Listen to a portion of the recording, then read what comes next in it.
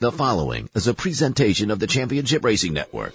Crossed Flags, a racing podcast. It's your midweek fix for racing news and information. Brought to you by the Championship Racing Network. Now let's head trackside to join your hosts, Steve West and Matt Nicholson. Welcome to the latest episode of Cross Flags. Hey, we're up to episode 9 now, and the cool thing about this is we just got done with Speed Weeks here in Alabama. Yeah. And if you haven't noticed, my voice is paying for it. Yep. All the PA at Talladega, all the PA at Barber, and then I made the mistake on Monday of mowing my yard and kicking up a whole lot of dust, which exacerbated the problem. So, yeah. But that being said, we had a great time. Fantastic time out at Barber Motorsports Park, 3 days out there, and It wasn't just IndyCar. It was Indy Next, USF Juniors. We were talking about it just before we started going on here, and we're going to bring in our producer Molly a little bit later on because of her first experience when it came to racing. And she was talking about how young they were. There was a 14-year-old racing a USF Junior IndyCar. And I think he finished pretty well. Finished pretty well, as I remember, yeah. Mm-hmm. So between that and they had something like Porsches were in town, obviously. So it was just a fantastic time. Barber always puts on a fantastic The cars show. That just kind of made me go, was the Radical SR8 cars. Radical Cup. Radical Cup cars are crazy. They are. And this is it's a division, really, that has racing series all around the world. This one was Radical Cup North America, so obviously it included the United States, Canada, and Mexico. But there were other Radical Cup races going on all around the world over the same weekend. There were, I think the guy's name was Tom. I think so. He said there were divisions racing at the same time in Qatar, Saudi Arabia, I think he said Japan, Australia, and somewhere in Europe. Was it France or Germany? I want to say France. Something like that. Did I hear him say it was Magny Cours? Yes. Something like that. Now that you say it, it sounds right. I was thinking, wow. It's really cool. It was a really cool thing. The only thing that I could equate it to, it seemed a little bit like a cross between an open air car, like an IndyCar, Formula One car, something like that, but kind of crossed with a modified. Yeah. You could say that. Yeah. Really cool car. Really cool car. It reminded me of an old school IMSA without a roof. I could see that. It reminded me more of the old school IMSAs, like the old Nissans and the Porsches you would see at the Rolex 24 in the early 90s. Yeah. That's what it reminded me of. All of them running little four-cylinder EcoBoost engines. Yeah, and different classes within it.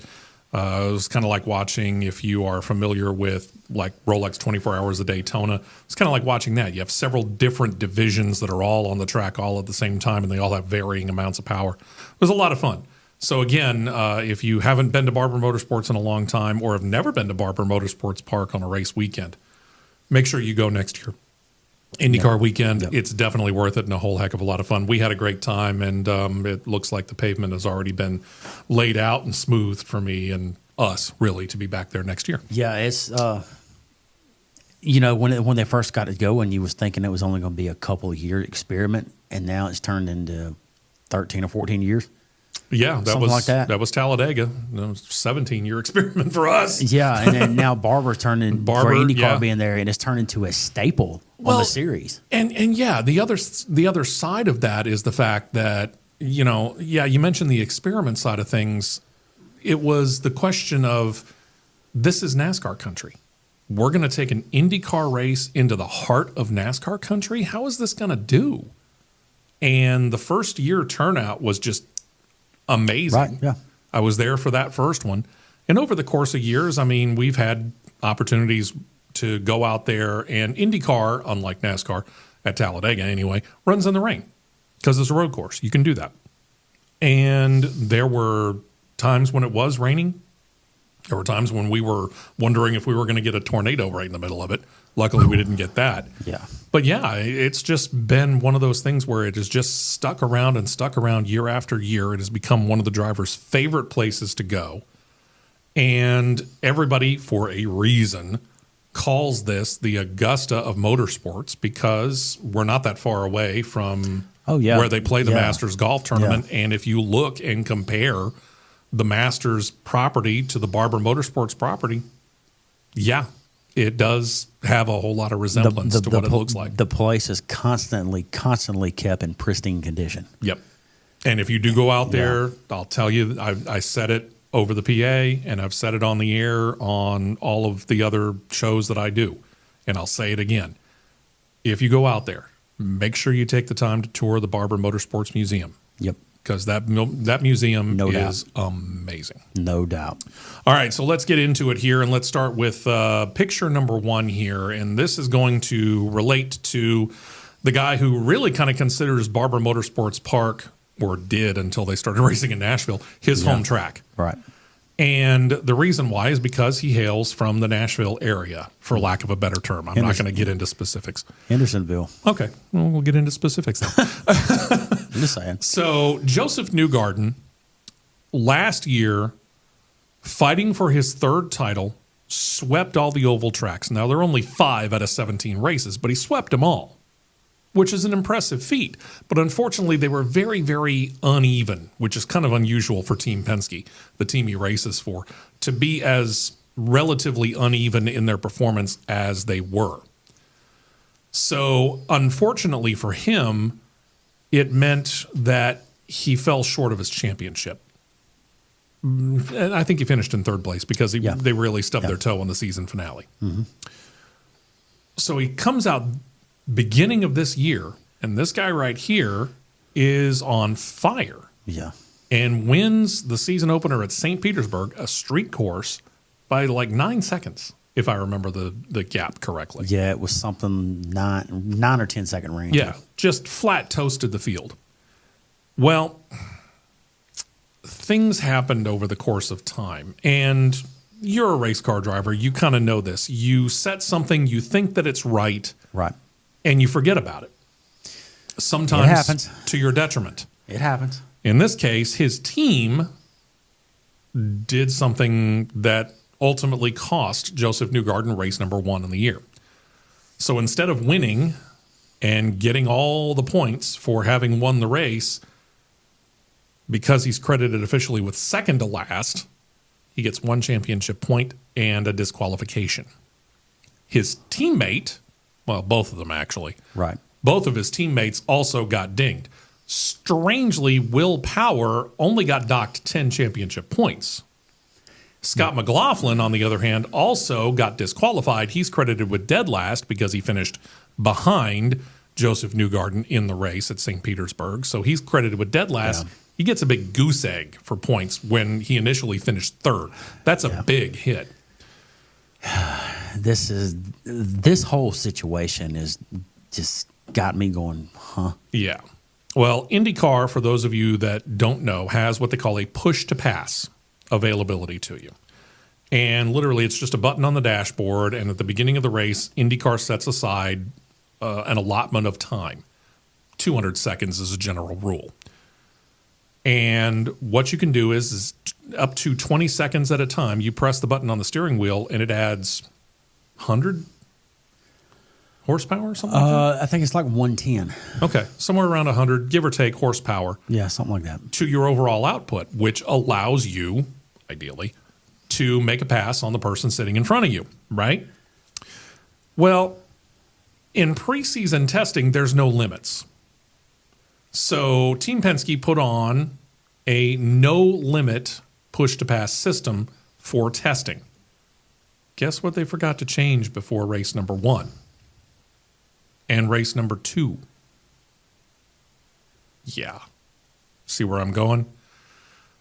They found it out because during practice at the Long Beach Grand Prix the week before Barber, they did a practice session, and IndyCar has the control to be able to turn the system on for the drivers. Mm-hmm.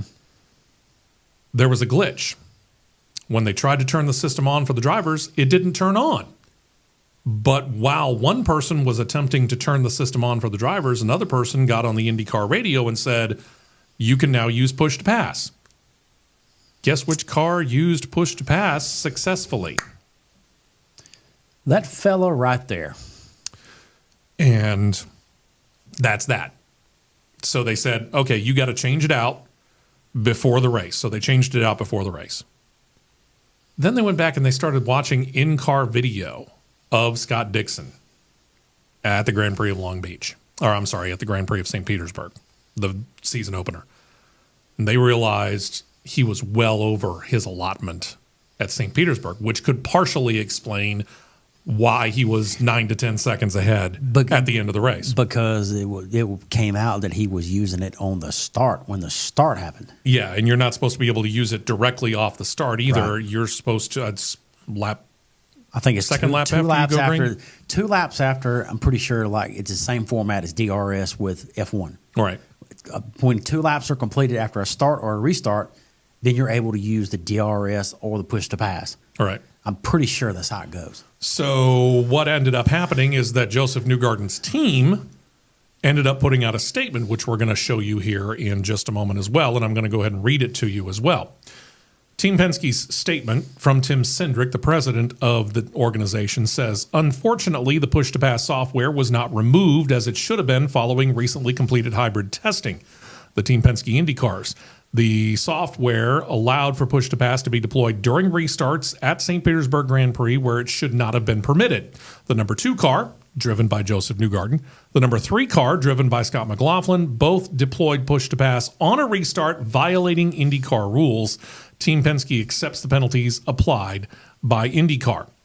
Now, Newgarden had a response as well. And his response to it was that he understood that this kind of violated the trust, and he was going to have to work very hard to regain the trust of his competitors. Sure. And there's one reason why I want to point that out. One specific part of this statement that would lead me to do this. That second paragraph right here. Deployed push-to-pass on a restart. That means you've done it intentionally. That means you knew. Mm-hmm. Or you had a pretty good idea that your push-to-pass was available to you when it should not have been. Mm-hmm. That's the reason why Joseph Newgarden's going out there and saying, I need to regain the trust of my fellow competitors. Yeah, and well, 2 things that I seen over the weekend. One, it was obvious to me looking at it, and I'm going to use the term looking at it with the helmet on, mm-hmm. of how he was running. He was sandbagging on purpose. Because typically Newgarden at Barber is a serious threat. I'm going to say constantly in the top 3 to 4 the entire time. He didn't stay much higher than 10th the whole race. Not really, no. He stayed way back there. And his car was better than that. Way better. Way, way, way better. But he just, I'm going, you've got McLaughlin and Power walking off with the whole thing. Then you got Newgarden way back here. Yeah. It was like either he was sandbagging on purpose, knowing of what had happened, what had transpired, but Scott McLaughlin just said, I don't care. I'm going. Yep.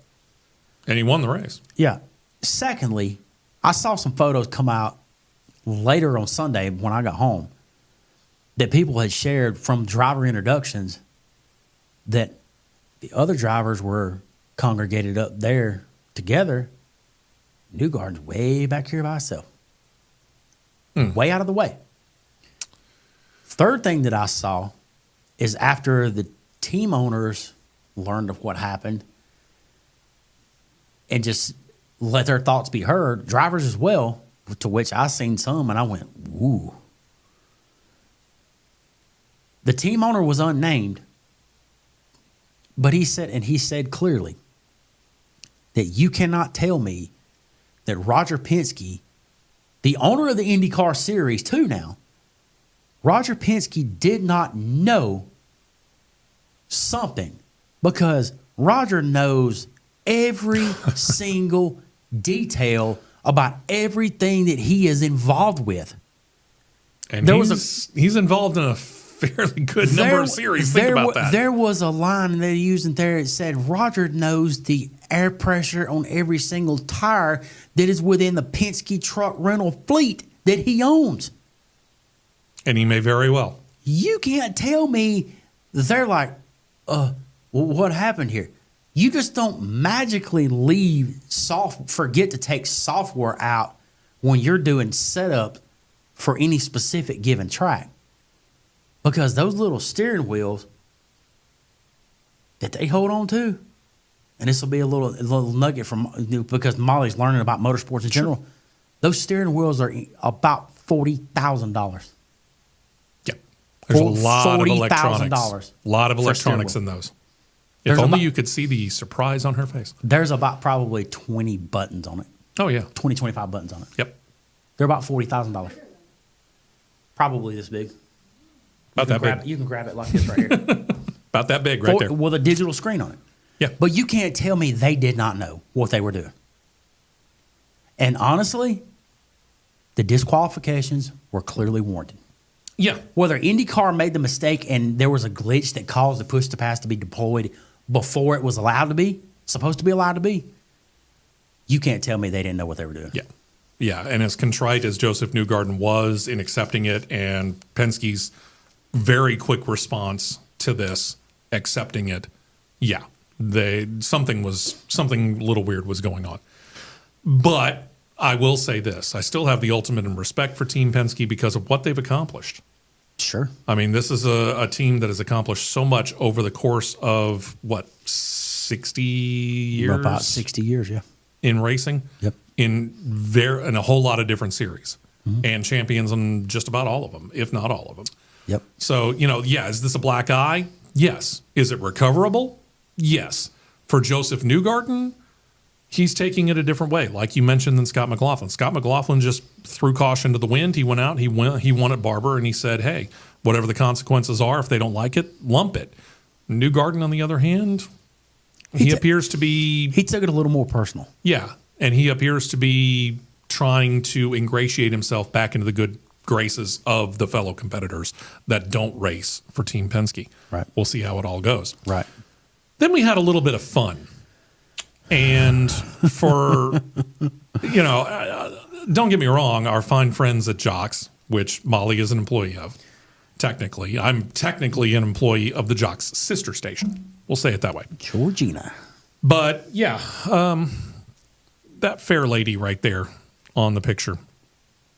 For most people, you don't realize her name is Georgina. Mm-hmm. If you are having a hard time figuring out whether she's real, she's not. She's a mannequin.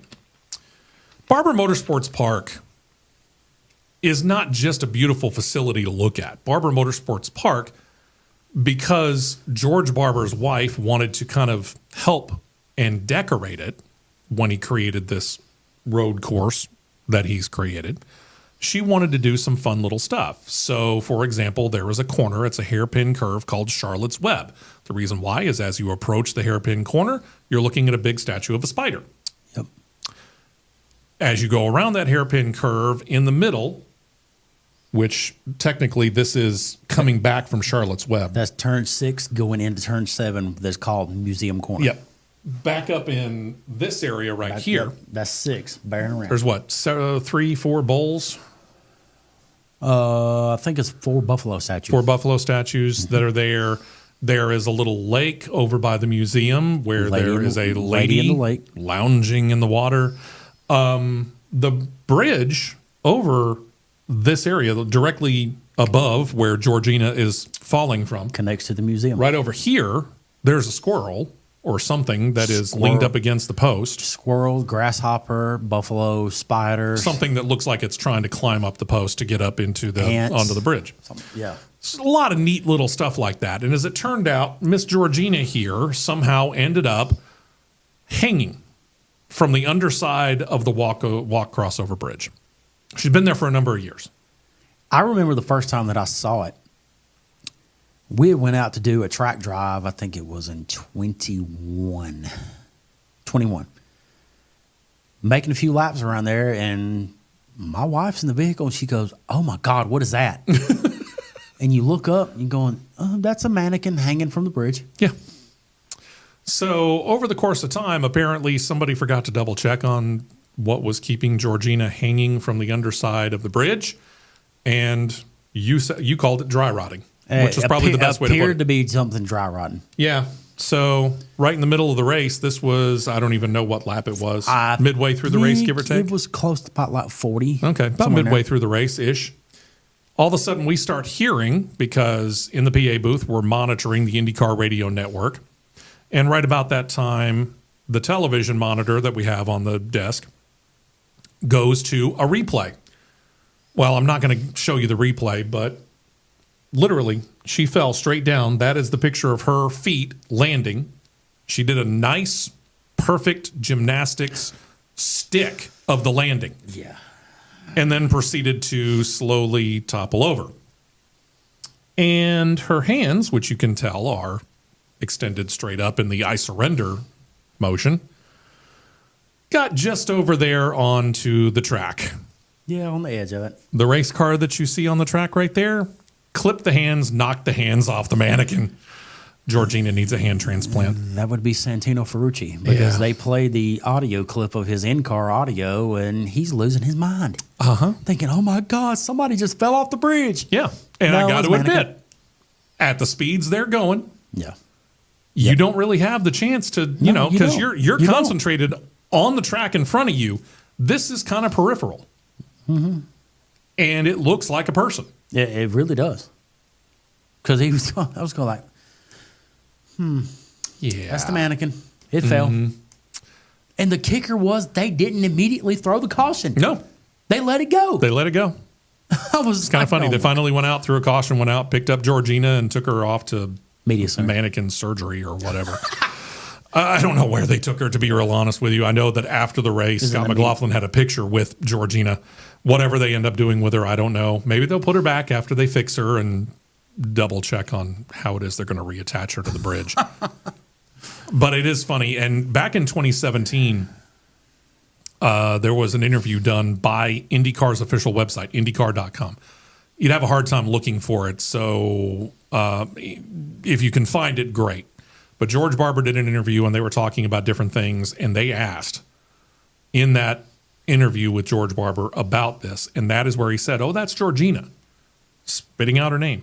And he said, yep, we figured this would be a kind of a neat little conversation piece, and she's just hanging around because she likes to watch the racing, and she's just waiting for the perfect opportunity to drop down into somebody's cockpit. There you go. If she had waited 5 seconds and had been about 4 feet to the left on that picture, she'd have been sitting in there with Santino Ferrucci. And you want to talk about panic from Santino Ferrucci now? What if that had fallen into his cockpit? Ouch. And he had wrecked. How do you allow repairs like that without penalty? Yeah. Good question. So, no doubt, next year, when we come back to Barber Motorsports Park, and we will, all of those are either going to be gone or they're going to be a lot more secure. I can guarantee you that. Pretty sure. All right. One more note in IndyCar, and then we're going to bring in our novice to racing. But this one was, well, it was kind of a shock, truth be told, because David Malukas was somebody that Arrow McLaren Racing specifically went out and sought to come into their car. Now, this has to do with a whole soap opera related to Alex Palou. Paddle Award. No, Felix Rosenquist. No, I thought it was because of the whole staying at Chip Ganassi Racing and everything. Yeah. Alex Palou. That's right. Alex Palou. That's right. This goes back to the whole Alex Palou. Hey, I'm going to leave Chip Ganassi Racing. I'm going to go to Arrow McLaren. I'm going to spend a year over there, and then, hey, maybe I'll get a chance to go Formula One racing. Well, when the Formula One thing seemed to be really falling apart right in the middle of everything, Alex said, well, why am I going to leave a team that I can win a title with at Chip Ganassi to go over to Arrow McLaren? So when the seat was left open, they went and they got this guy, who last year was on, with all due respect, a backmarker team. He was driving for his dad. Yeah. But unfortunately, the team was not doing all that well. Because they was merged with Dale Coyne. Bingo. So they bring on David Malukas.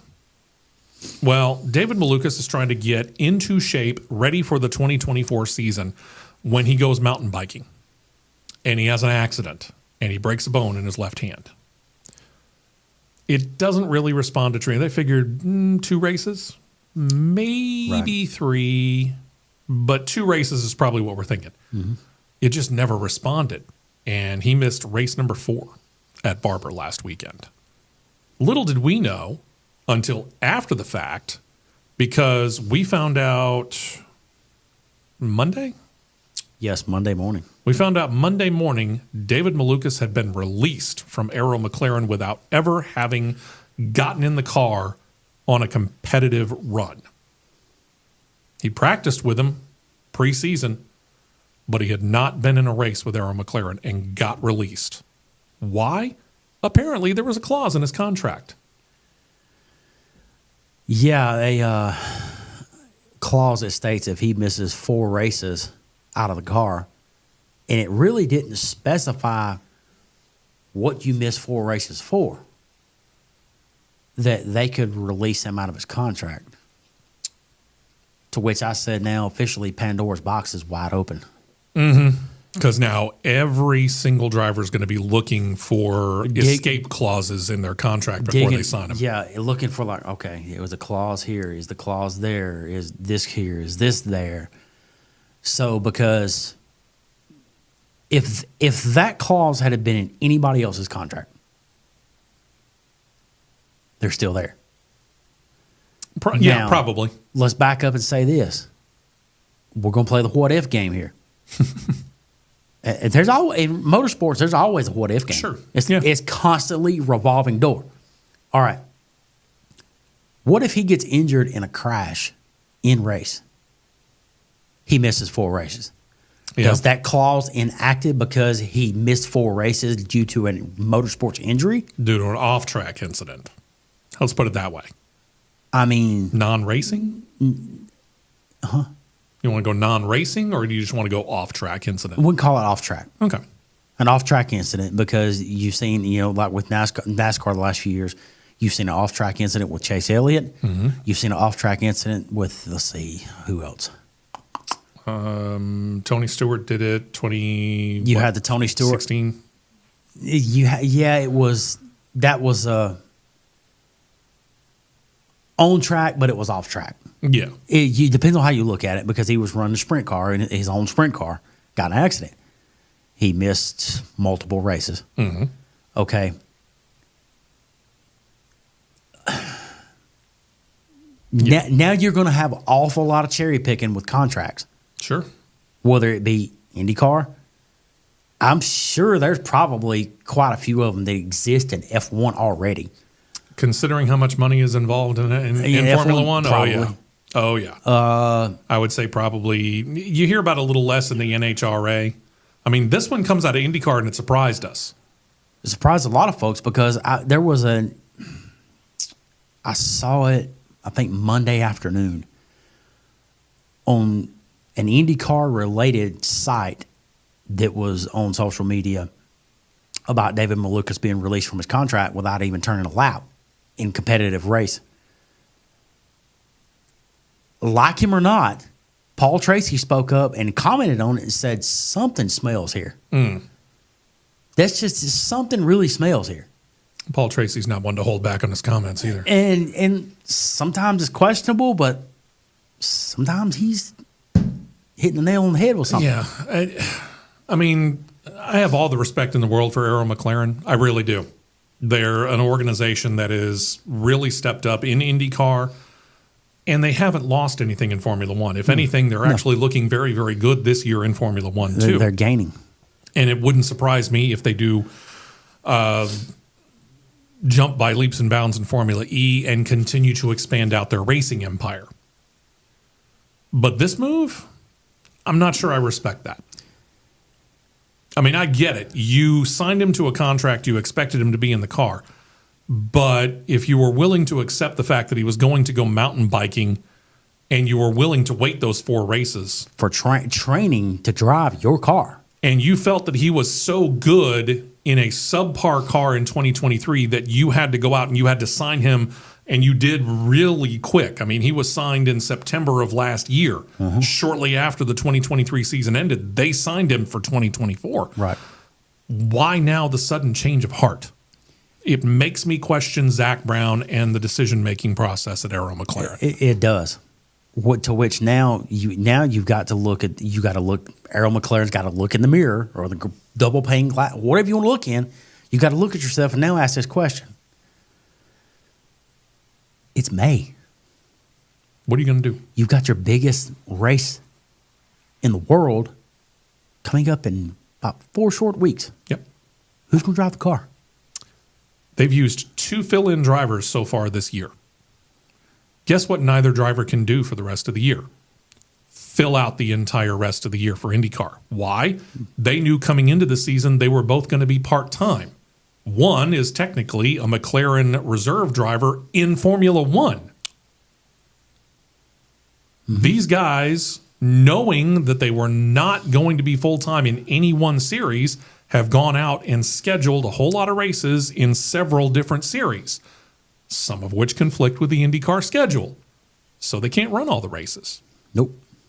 So they're going to have to go with a committee for the rest of the year, including the crown jewel race of the IndyCar year, the Indy 500. You're going to go with fill in the blank. Really?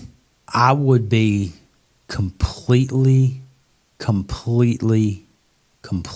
surprised if Tony Kanaan is not in that car for the 500. That being said, I'm going to throw a curveball to you because this is a rumor. I'm going to throw it out there right off the bat. Pretty sure I know which one you're talking about. I know which one you're talking about. We know Kyle Larson's running the double. Mm-hmm. Somebody threw out the fact that Kyle Busch might just be interested in performing a double duty this year as well. That would be extremely short notice because he has not done anything to date in an IndyCar. Kyle Larson has done off-season testing, passed the rookie orientation, and done all the stuff that he needed to do up to this point, and has said, I'm not going to skip out on an IndyCar practice session because I need that time behind the wheel of the IndyCar. Sure. Kyle Busch hasn't set foot in an IndyCar. So I tend to believe that that is simply somebody trying to throw something up against the wall, see if it sticks. I don't think it will. But at the same time, it is a fairly interesting bit of rumor. I would be willing to say and willing to hedge a very, very substantial bet. He's probably gotten some laps in a sim, a substantial amount of laps in a sim, just to get an idea. But does IndyCar accept that? No. You would. He can't. would, because once the GMR Grand Prix is officially done this Sunday, It's all about the Indy 500. he would have to immediately be in ROP Monday. Oh, yeah. And the amount of time he would have to spend away from Richard Childress Racing. Not that Richard Childress would not necessarily be supportive, but the amount of time he would have to spend away from his primary ride, the 8 car in the Cup Series, might just be a bit too much of an ask on such short notice. Even when he was signed to RCR at the end of 2022, it was clearly said Childress gave him his blessing. If he can get a ride for the double, go for it.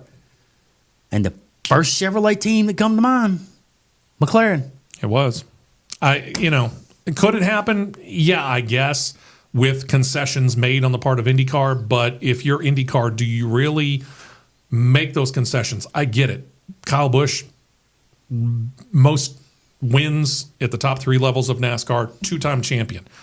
The guy's a fantastic driver. There's no doubt about it. But you're going from where you're comfortable, stock cars, into something that you've never driven before in real life. And you're going to put him into your biggest race of the year when he could potentially be a rolling roadblock, if not a rolling hazard, because of his infamiliarity with it? It wouldn't be smart of him to do it this year. No, this is something you plan out. This is something that they planned out with Kyle Larson. Yeah. What, since last June, July? Something like that, yeah. It's a long time planning this. But it wouldn't be smart to try to do all the cycles and do everything you need to do to get clearance to do that, because you would be sitting alongside in a teammate role of what many people label as a generational talent. Sure.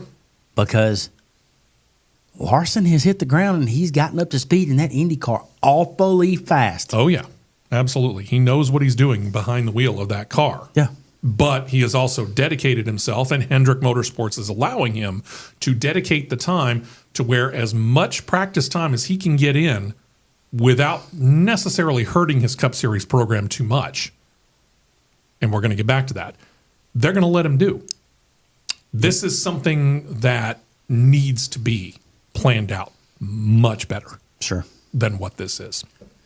All right, let's lighten things up a little bit. Let's bring Miss Molly in here, because Friday, the first day that we were, well, I guess upstairs from her in PA, we suddenly realized via social media, and she's very active on social media, that you and the show that you are involved in on a Monday through Friday basis, 3-Man Front, which probably needs a new name because last I checked, you're not male.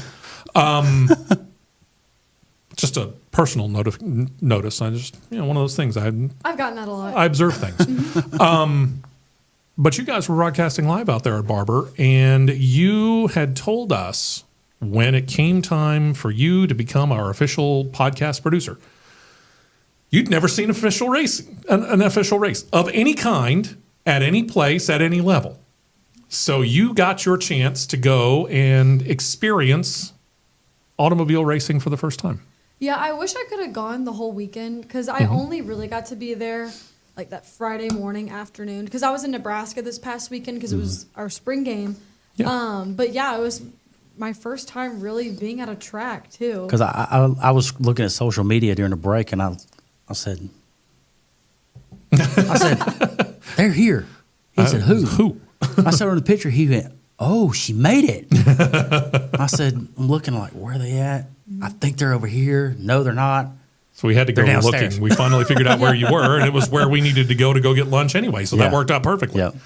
So we have to ask the question for someone who has never, you may have come across it on TV, just kind of flipping channels or whatever. But let's face it, watching it on TV ain't the same as experiencing it in real life. So what was your experience? I couldn't believe what the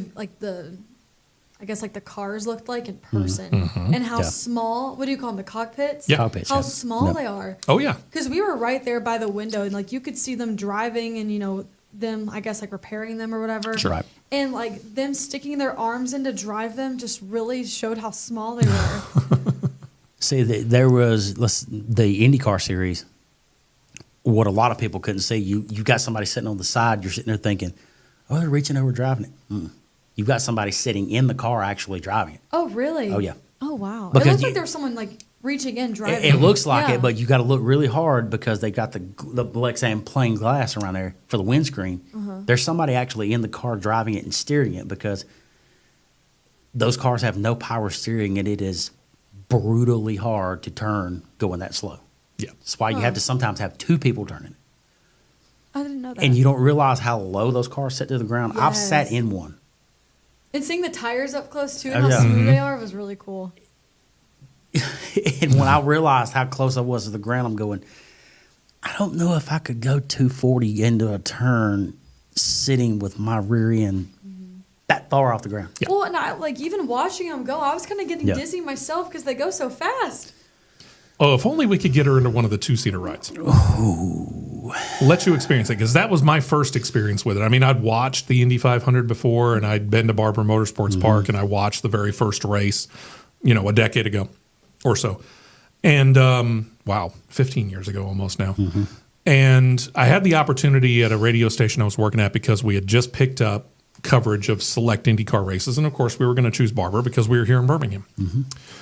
And we had the opportunity to do the IndyCar two-seater rides. And this is where some people pay for it. And for some situations, for Molly's sake, this is where some celebrities on a local basis get invited to come in and experience what the drivers are going to go through.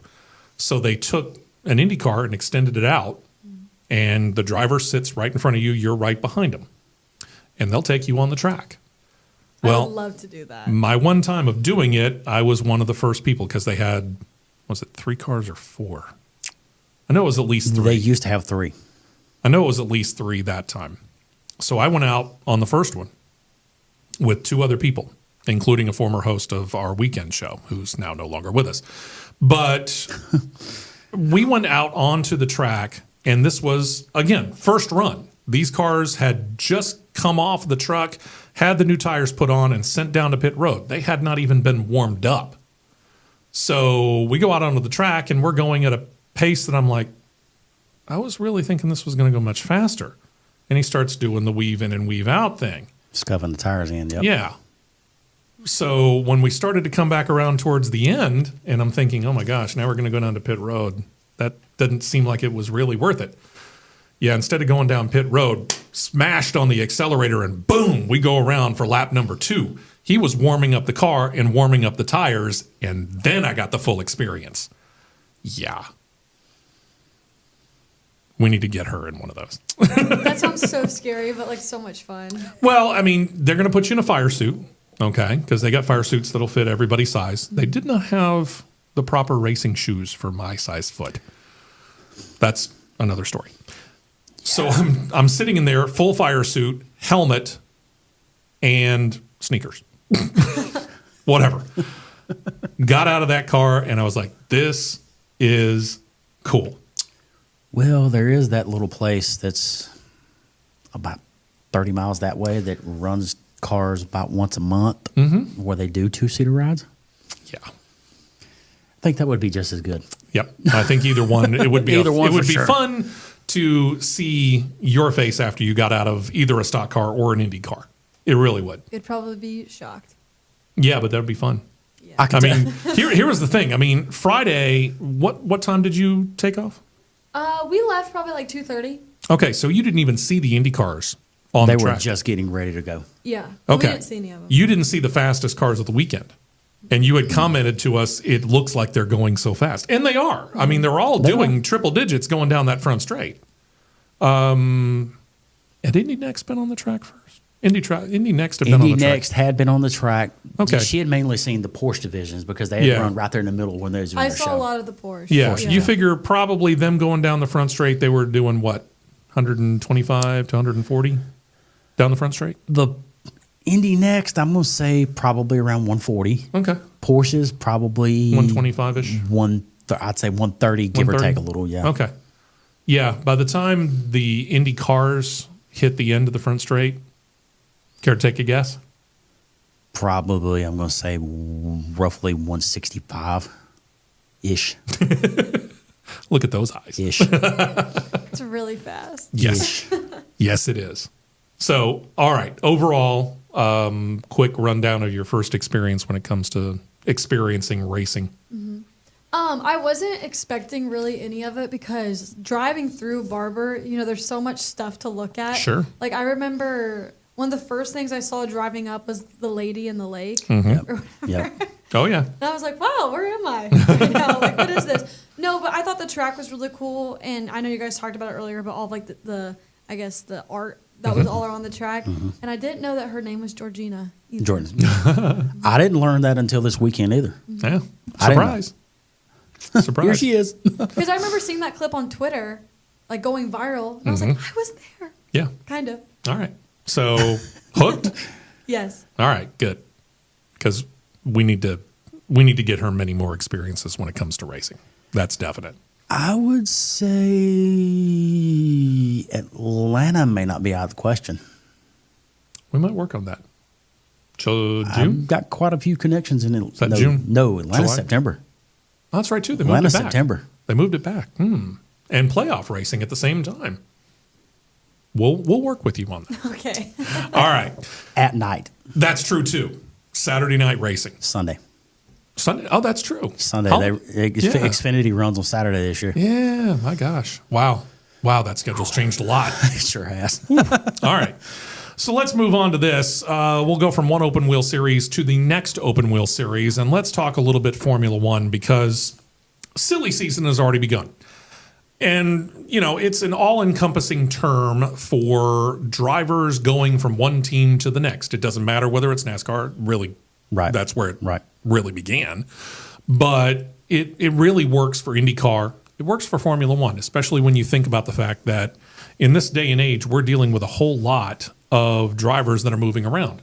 Strangely enough, from last year to this year, no driver movement team to team. So we were sitting here thinking at the beginning of the season when that came out, 20 drivers all remained with the same organization. Nobody retired. Nobody left to go to this organization or that organization. Nobody got fired. How long can that last? It didn't even last at the beginning of the year. Nope. When he's officially been knighted, Sir Lewis Hamilton announced, you know what, after, dozen or so years since 2013 at Mercedes, Right. he's leaving. He's going to go take a seat at Ferrari. Now, this is something that's been rumored for a couple of years, but Mercedes has been able to keep him because they wanted him to win an record-breaking eighth Formula One driver's title with them. Well, unfortunately, the performance really isn't there. Nope. So he decided, I'm going to go run for the heritage team in Formula One. And he signed with Ferrari. Domino number one. Mm-hmm. Domino number two came when the next picture that we're going to show you suddenly got announced right after we got done with the podcast, as it turned out, last week. It was. This guy right here. That is Nico Hülkenberg. Nico Hülkenberg drives for the Haas F1 team, the MoneyGram Haas F1 team, if you want to go full bore on their exact name. Now, there's a reason why this picture shows that car. That's the Audi symbol, in case you're not familiar with it. Audi's not currently in Formula One. Audi will be in Formula One in 2026 when they take controlling interest in the team that is now called Kick Sauber. They will own it majority-wise, 75% year one. Yes. With the plan within a couple of years after that to be 100% owners of that operation.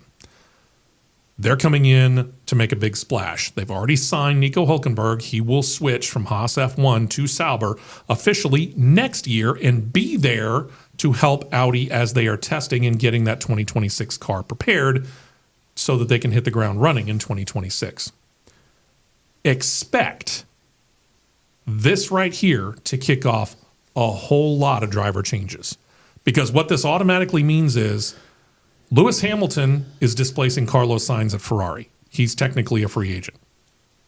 Nico Hülkenberg now will replace one of two drivers over at Audi. It will either be the youngster from China, Yuki Tsunoda. Zhou Guanyu. Zhou Guanyu, I'm sorry. Yeah. Or it will be the veteran, who at one point in time was a teammate of Lewis Hamilton's at Mercedes, Valtteri Bottas. I think Bottas is getting ready to retire, honestly. Well, as to whether or not he retires or not, there are people out there thinking that this is just step number one for Audi and that they plan on an even bigger signing. Remember the Carlos Sainz announcement that I just talked about? They may make a serious push for Carlos Sainz. Yeah. Which means both Zhou Guanyu and Valtteri Bottas are gone. This, to me, opens up interesting opportunities for a Haas F1. We have, on this podcast, talked about the potential of Andretti Autosport, Andretti Global now, coming into Formula One, which, again, if Formula One management doesn't approve it, they are just absolutely out of their minds stupid. I'm going to put it to you bluntly, and we'll have more on this on the Saturday show between 8 a.m. and 10 a.m. Central Time. Check out CRN Live. This is a prime opportunity. Carlos Sainz had to sit out a race because of an illness early this year in Formula One. Just one race. I'm sorry, appendicitis. We'll get specific. Illness. Because he had to have surgery, they grabbed a reserve driver by the name of Oliver Behrman. And Oliver Behrman did a nice job. Finished in the top 10 in his debut. He did. And it is widely considered that Haas F1 will sign Oliver Behrman to take Nico Hülkenberg's place. But Haas F1 is rather notorious for shuffling their feet when it comes to making these decisions and certainly announcing them. If you've got a driver that is the caliber of a Valtteri Bottas, who has won races in Formula One and has driven for high caliber teams, Mercedes, even if you're only doing it on a 1-year flyer, don't you go get him? Yeah, I mean, it would make sense to go get somebody with experience and pair him with a rookie to be like, hey, what is this going to do? What is that going to do? You got that veteran shoulder to lean on. Heck, I'm not even certain I would be all that against pairing Valtteri Bottas with the current other driver at Haas F1, Kevin Magnussen. Yeah. I mean, think about it. They haven't taken leaps and bounds forward, but from what we've seen over Haas F1 really since, 2020? They've taken steps forward to work towards becoming mid-pack competitive again. And I think they're on the path, but you're not taking 2 steps at a time. You're taking about a half a step at a time. Yeah. They're, in some ways, you might say that they're almost being too careful. Sure. But I like at least the direction that they're going versus where they've been. And to be able to go out there and get a talent on the level of a Valtteri Bottas and a guy like Kevin Magnussen who can kind of get Bottas in there and familiarize him with the way that Haas F1 works because he's been there for, a decade for all intents and purposes. He's been there for the better part of the decade that Haas F1 has almost been there because their first year was 2016 that they were in competition. Magnussen joined him in 2017. So he's been there for the better part of the decade. He knows the ins and outs. He knows how Haas F1 runs. And he can bring Valtteri Bottas in and say, here's how the team works. Let's go. And then Valtteri Bottas takes off and runs with the baton and tells you, hey, I remember what we did with this kind of problem when I was at Mercedes. Look at it. This is where I think you can pick things up. It's why they brought in Nico Hülkenberg. Yeah. Yep. They wanted that veteran presence. They wanted that guy who could say, hey, because of my experience with these other teams, I know where you need to be going. And it ain't this way, it's this way. I'd be honest with you. I might bring in a Valtteri Bottas. I don't care whether you pair him with Kevin Magnussen or Oliver Behrman. Doesn't matter to me. Yeah. But I think you're missing out on an opportunity if you don't try to go after Valtteri Bottas. If he says no, or if he says, hey, I'm going to retire, okay, fine. But you got to make that phone call. You tried. I think you got to make that phone call. Right. So Haas F1, send me a check for my consulting fee. I'll be expecting it the second Tuesday of next week.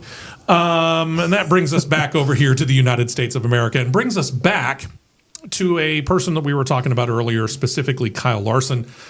But we're going to show you a picture of another guy who is awfully familiar. Decidedly not Kyle Larson.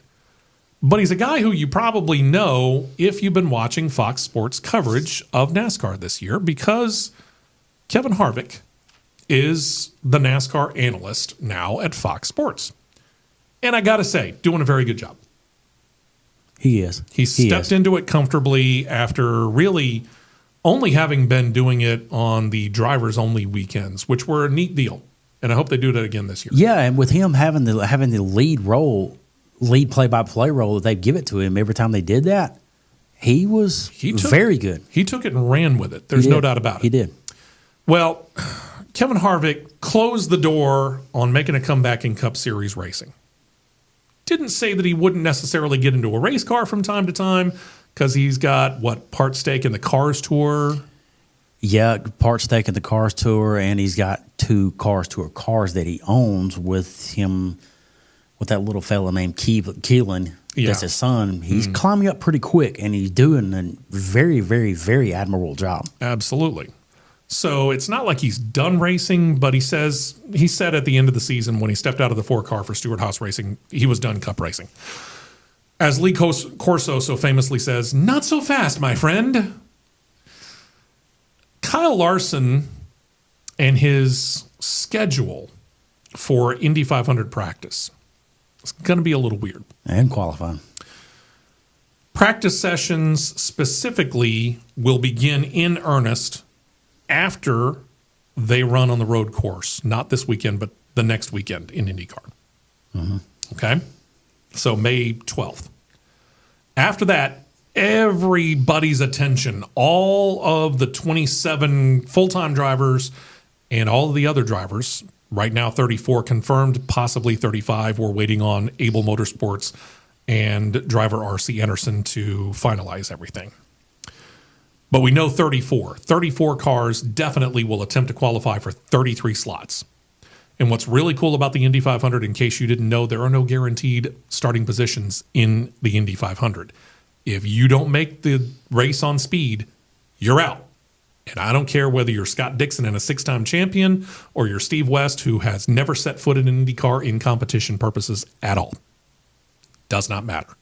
If I could beat Scott Dixon on speed, I race the Indy 500, Scott Dixon sits out. Think about that. Very, very cool. But because IndyCar is doing a practice on the Friday of the weekend in between the road course race at Indianapolis and the Indy 500, that just happens to be the same weekend that NASCAR is going to run a little thing in North Wilkesboro called the All-Star Race.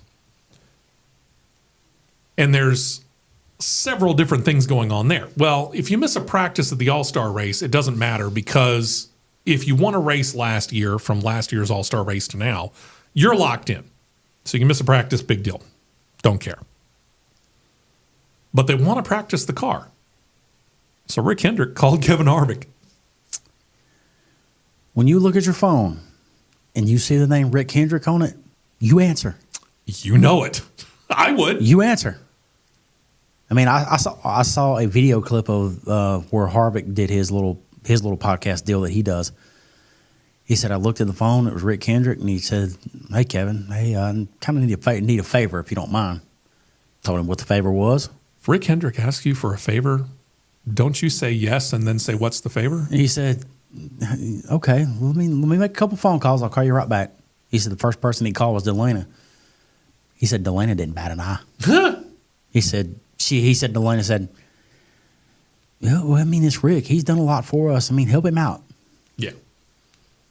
I would, yeah. I don't think I would bat an eye getting in a 5-car either. No, not at all. So he's going to practice the 5-car. I think he's supposed to qualify it too. He may. That's Friday. Friday night into Saturday, Kyle Larson's going to stay in Indianapolis. That's qualifying day.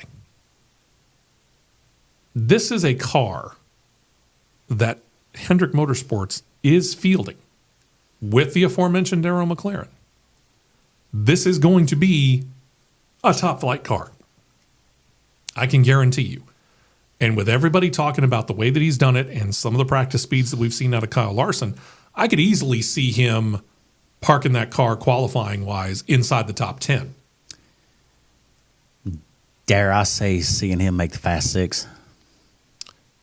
Kyle Larson has already said, because Sunday this year, because the lights are somewhat questionable at North Wilkesboro still, they're going to run a Sunday race. This is according to what I've read. But the difference between where the Fast 6 qualifiers would be and how quickly he would need to make his way down to North Wilkesboro, he could not feasibly make that possible. So he said, probably, even if I were to get to the Fast 6, I probably wouldn't take part in it. Here we go. All right. Please give me the official schedule. All-star race schedule right here. Some people might have that wrong. All right. The Friday schedule, Craftsman Truck Series hauler to enter. Truck Series practice will run first. Cup Series practice will run second. That'll be Kevin Harvick. From 4 to 4:50 Eastern. Then you've got the Pit Crew Challenge. That's from 5:45 to 7. Okay. Saturday, you have on-track action starts at 9:35 Eastern with truck qualifying. Truck races at 1:30. Heat races start at 7:20 on Saturday night. Okay. Sunday. Which, by the way, just to let you know, Kyle Larson says, yeah, I'll have plenty of time after qualifying to be able to make it to North Carolina, so I will be able to run the heat race. Heat races on Saturday. Oh, I take that back. Yeah, you're right. He said he races on Saturday. Yeah. I think he said he could, but I'm not so certain that he will. Because if you think about it, he'd have to go Indy, where he qualified, down to run the heat races on Saturday night, and then if he made the Fast Six, he'd have to make a decision. You made that. Well, I think what they're going to do is eliminate that, and Harvick's going to qualify the car in case he does make the Fast Six. Okay. What I've seen, and we may be reading two different things here. Yeah, we might. But the Open starts at 5:30 on Sunday, and the All-Star race starts at 8 o'clock Eastern, Sunday night. By the time the Fast Six wraps up in Indianapolis on Sunday, that's too close. Because a private jet, you can get from Indianapolis. I think I saw Indianapolis to where the nearest airport to Wilkesboro is Statesville Regional. That's like an hour and 40-minute flight, and then it's about 30 to 40-minute drive from Statesville to Wilkesboro up US 421. So he's going to be close. 2+ hours there, plus you got to be able to get from Indianapolis Motor Speedway to the airport, the closest airport. Which is not far. But it's still inside city traffic. Inside city traffic. Figure, 20 to 30 minutes there? Ish. If he don't have a helicopter waiting on him to shuttle him over there. And either way, you're still dealing with some clearances that you got to go through for that as well. Sure. So, yeah, you're still talking probably the better part of 3 hours of leaving Indianapolis Motor Speedway, arriving in North Wilkesboro. Too tight. Yep. So while qualifying is a go, probably with that guy behind the wheel, mainly for pit selection.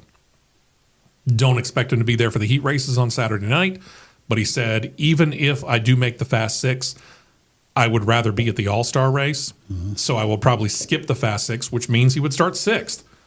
Oh, darn, he'd start on the second row of the Indy 500. Oh, shoot. What a horrible thing that would be, wouldn't it, Kyle? Yeah, it would be bad. Would it be the ultimate story if he made pole? Sure. But you know what? It's your first shot at the Indy 500, man. If you get to start 6th, take it and run with it. And then go to the All-Star race. You go. Because last year, he owned that All-Star race. That's an understatement. Now, things have changed. North Wilkesboro's been paved. Right. So, other drivers may have a better chance now. Kyle Larson's amount of racing that he does outside of a Cup Series car really did set him up to be able to adapt that much faster to what was, I'm not going to say questionable, but a very old track that was unpredictable at North Wilkesboro last year. Very. It allowed him to adapt to it so fast that he dominated that race so much. This year, things are a lot more on an equal ground because everybody's starting over on fresh pavement. Mm-hmm. So, yeah, I don't doubt at all that he wants to go back and he wants to defend that win at North Wilkesboro in the All-Star race. Don't doubt it at all. Looking forward to it. Looking forward to having that guy back in the car, too. Should be a lot of fun because when he gets the chance to talk about it during the All-Star race on Sunday evening, he'll have a whole lot more stories to tell, too. Very much so. Be a lot of fun. Yep. Well, hey, we're back on our regular Saturday morning program this week. Don't forget about that. 9 a.m. Eastern, 8 a.m. Central Time. Check out CRN Live on YouTube. You can check out the 2-hour show there. And if you like what you're seeing here, please make comments down below. Subscribe if you haven't already, because we're always looking for new subscribers to Jocks TV on YouTube. It's always a good thing. Y'all have a great time. Hope you join us this weekend as well. Enjoy the racing, and we will talk to you Saturday morning on CRN. Until then, next week, Wednesday, we'll bring you another edition of Crossed Flags.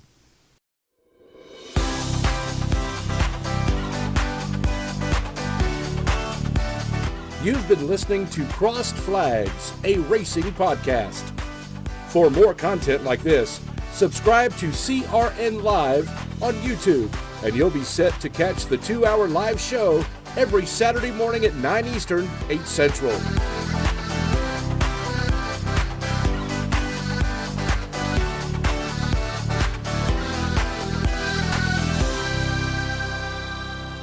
This has been a presentation of the Championship Racing Network.